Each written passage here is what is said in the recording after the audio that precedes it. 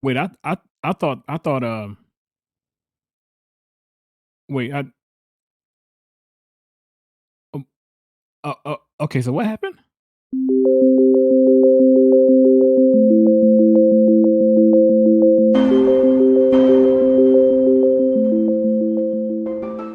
Welcome to Unifier TV, where truth has no fear and it's also confusing. So I'm trying to figure out when the truth is finally going to come out about this whole Travis Scott AstroWorld thing. By now, we already know what happened, the craziness, the evilness, all the stuff that happened at AstroWorld going on 2 weeks ago. It has already been 2 weeks. It's been a long few days here. Anyway, we already know what happened. It was initially reported that the death toll was 8. Now it's 9. It could be more. In the weeks to come, it could be a whole lot more, unfortunately. But there's another story that's changing as well. There's We a whole do have a report of a security officer, according to the medical staff that was out and treated him last night, that he was reaching over to restrain or grab a citizen, and he felt a prick in his neck. When he was examined, he went unconscious. They administered Narcan. He was revived, and the medical staff did notice a prick that was similar to a prick that you would get if somebody's trying to inject. That is one part of it.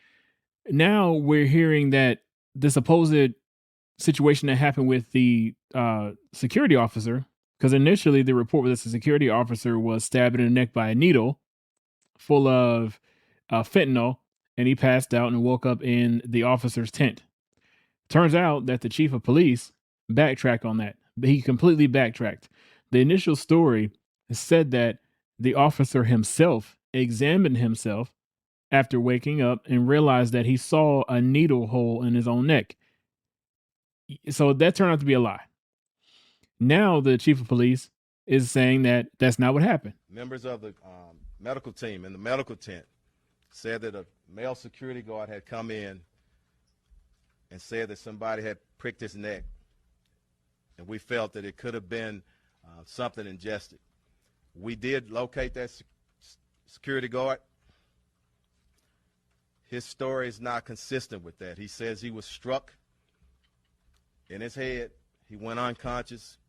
He woke up in the security tent. He says that no one injected drugs in him.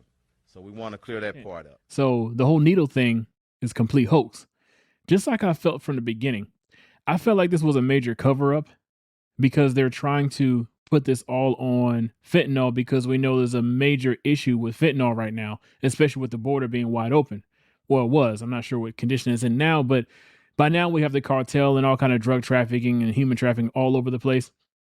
And they use a lot of these girls as mules to get this fentanyl into these places where it's hard for us to detect it. Because if it was someone supposedly going around shooting people in the neck with a needle, just injecting people with fentanyl, why is it that they only said from the beginning that just the officer noticed the needle hole in his neck? They never said anything about the people who they were trying to revive. They never said anything about the 300 or so people who were hospitalized. It was only the one officer who had the needle hole in his neck, supposedly. So what about the other people who died?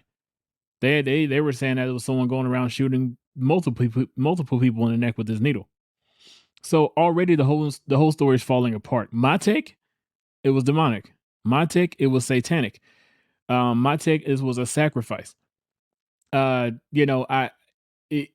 aren't going to want to see it, but how else can you explain Travis Scott singing while he is looking at someone take their last breath? Security, somebody help jump in real quick. Keep going. Just keep it this way. Somebody jump in. Come on, security, get in there. Let's get in there. Let's get in there. Let's get in there. Let's get in there. Yeah. Yeah.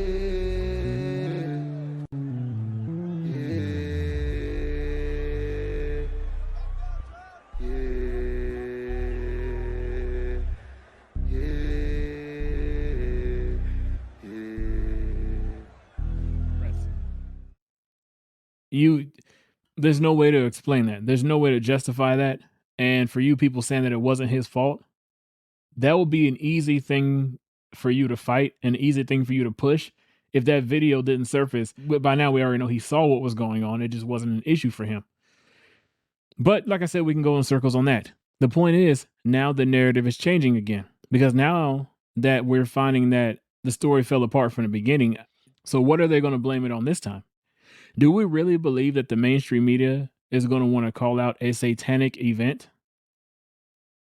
If they're willing to do that, that will be the day that we know things have truly changed for the better in this country. When they're willing to recognize the devil in the details, because the devil is all in these details at this event.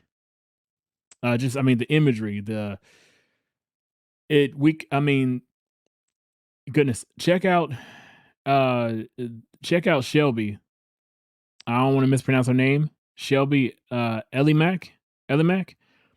Check out her YouTube. Check out her Instagram. She does an awesome breakdown on this, and it's right on point. People who were there said it felt dark. It felt different. It felt like death in the air because it was. Yeah, this was a dark event. It was very tragic, and unfortunately, people lost their lives. So, prayers to all the families, and I hope the death tolls don't rise. They're already rising, but someone has to answer for this.